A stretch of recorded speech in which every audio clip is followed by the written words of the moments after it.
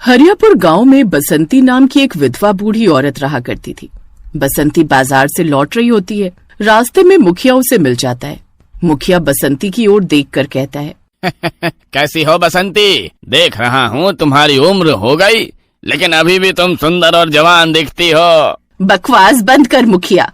उम्र तो तेरी भी हो गई, लेकिन तेरी छिछोरी बातें करने की आदत अभी तक गई नहीं। अरे जब से इस गांव में ब्याह कर आई हूँ, तब से तू मुझ पर डोरे डालने की कोशिश कर रहा है। अरे तुम तो नाराज हो गई।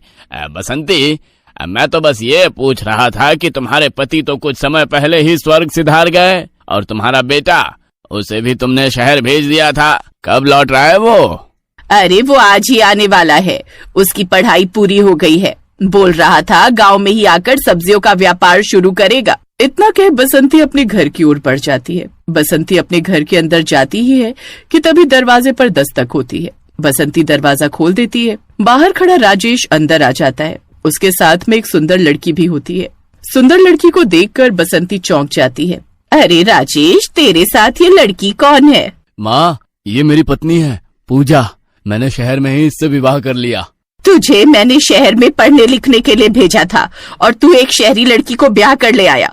तुझे नहीं पता राजेश, शहर की लड़कियों के बड़े नखरे होते हैं। कुछ दिन में तुझे खुद समझ आ जाएगा। अरे माँ, पूजा बहुत अच्छी लड़की है। तुम उसे जानने की कोशिश तो करो। बसंती मुंह फेर कर वहाँ से चली जाती है।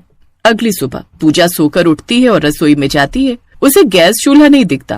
पूजा राजेश से कहती है, तुम्हारे घर में तो गैस का चूल्हा ही नहीं है। अरे ये गांव है, यहाँ सब लकड़ी के चूल्हे जलाकर खाना बनते हैं। दोपहर में जब राजेश घर लौटता है तो पूजा उसके सामने खाना परोस देती है। अरे खाना तो ठंडा हो गया है, इसे गर्म कर दो। ये सुनकर पूजा गुस्से से कहती है, तुम्हारे घर में गैस का चूल्हा नहीं है। तुम्हें पता है कितनी मुश्किल से लकड़ी के चूल्हे पर खाना बनाए। मैं बार बार चूल्हा नहीं जला सकती। पूजा की बात सुनकर राजेश मुस्कुराता हुआ कहता है, अरे लेकिन मैं ठंडा खाना नहीं खाता पूजा। तो जाकर माइक्रोवेव क्यों नहीं खरीद लाते? जब चाहोगे उसमें खाना गर्म कर सकते हो। राजेश को पूजा की बात पसंद आ जाती है। अगले दिन राजेश एक पुरानी इलेक्ट्रॉनिक्स दुकान पर जाकर एक पुराना माइक्रोवेव खरीद कर उसे घर ले आता है। पूजा खुश हो जाती है। ये तो बहुत अच्छा किया तुमने। अब मैं इसमें सुबह की चाय भी बना दिया करूंगी। रात के समय पूजा माइक्रोवेव में खाना गर्म करने जाती है। जैसे ही वो माइक्रोवेव ऑन करती है, उसमें से अचानक धुआं निकलता है और एक भयानक चुड़ैल प्रकट हो जाती है। चुड़ैल! कितने सालों से मैं इस माइक्रोवेव में बंद थी। अब मैं आजाद हो गई हूँ। जब मुझे मारा गया था तब किसी ने मेरी मदद नहीं की। अब मैं बदला लूंगी। इतना कहकर चुड़ैल पूजा के शरीर में समा जाती है। पूजा की आंखें लाल हो जाती हैं। पूजा लाल आंखों से खाना गर्म करके राजेश के पास लाती है। क्या तुम खाना नहीं खाओगी? पूजा कोई जवाब नहीं देती। मैंने कहा था ना, शहर की लड़कियां बहुत नाज नखरे दिखाती हैं। अब भुगत बेटा। राजेश कोई ध्यान नहीं देता और उसे इस बात की खबर नहीं होती कि अब उसकी पत्नी पूजा नहीं बल्कि एक खतरनाक चुड़ैल थी। अगली सुबह दरवाजे पर दस्तक होती है। राजेश दरवाजा खोलता है। सामने मुखिया खड़ा होता है। बसंती और राजेश दोनों उसे देखकर चौंक जाते हैं। क्या रे मुखिया, मेरे घर क्या करने आया है? सुना है राजेश ने शहर की लड़की से ब्याह कर लिया है। सोचा बहू के दर्शन कर लूं। जैसे ही मुखिया की नजर उस पर पड़ती है, पूजा की आंखें लाल हो जाती हैं। तभी मुखिया की नजर माइक्रोवेव पर पड़ती है। वो ध्यान से उसे देखने लगता है। ये माइक्रोवेव मुझे कुछ जाना पहचाना सा लग रहा है। जब मेरे बेटे अंकुर का विवाह हुआ था तो उसकी पत्नी ने भी आते ही माइक्रोवेव खरीदने की इच्छा जाहिर की थी, और लगता है राजेश की पत्नी ने भी आते ही माइक्रोवेव खरीदने की इच्छा जाहिर की है। वो भी शहर की थी और राजेश की पत्नी भी शहर की है। अरे लेकिन तेरे बेटे की बहू और मेरे बेटे की बहू में अंतर है। तेरी बहू तो मुंह काला करके भाग गई थी। खैर, अगर तुम कहो तो कभी कभी मैं भी खाना गर्म करवाने आ सकता हूँ। अरे इसमें पूछने की क्या बात है मुखिया जी, आप जब चाहें आ सकते हैं। मुखिया थाली में भोजन लेकर वापस आता है। वो हंसते हुए पूजा की तरफ देखता है। बहू रानी, जरा ये खाना। पूजा अचानक से मुस्कुराते हुए माइक्रोवेव में खाना गर्म करती है और फिर मुखिया की तरफ प्रेम भरी निगाहों से देखती है। मुखिया जी, आप तो इस उम्र में भी बड़े जवान मालूम होते हैं।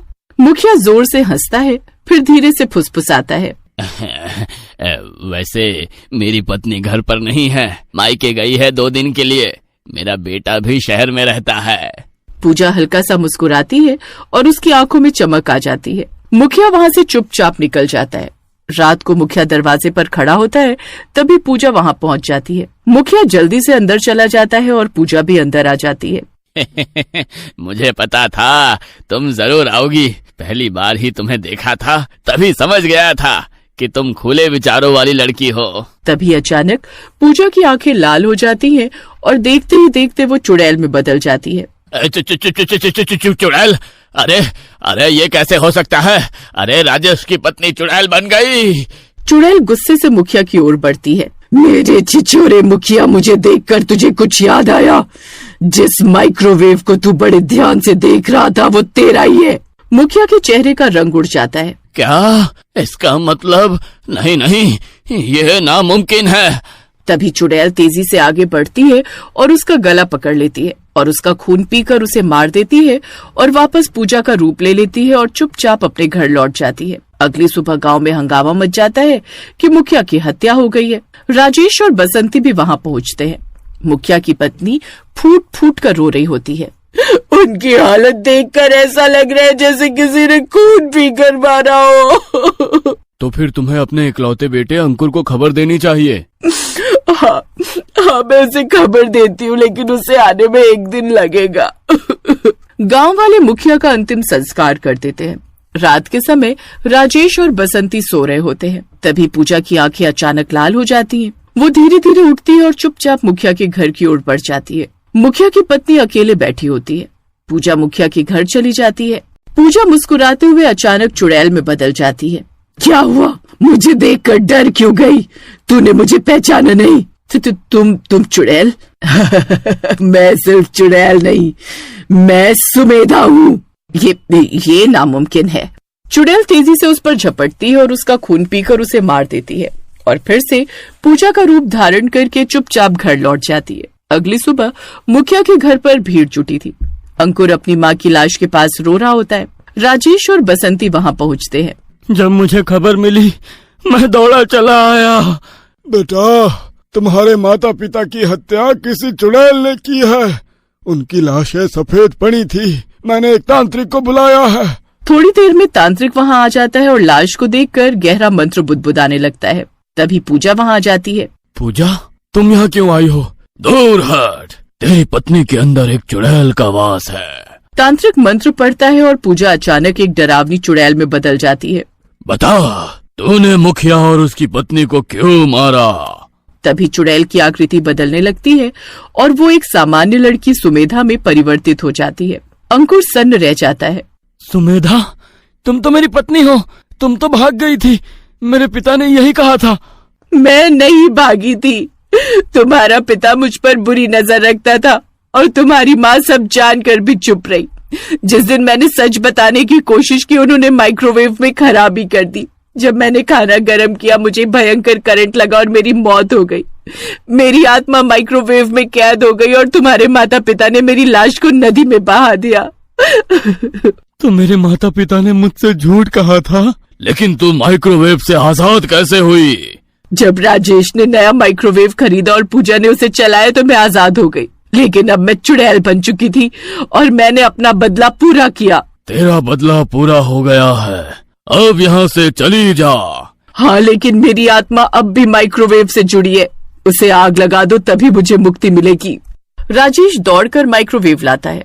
तांत्रिक मंत्र पढ़ता है और माइक्रोवेव में आग लग जाती है। चुड़ैल तुरंत पूजा के शरीर से बाहर आ जाती है।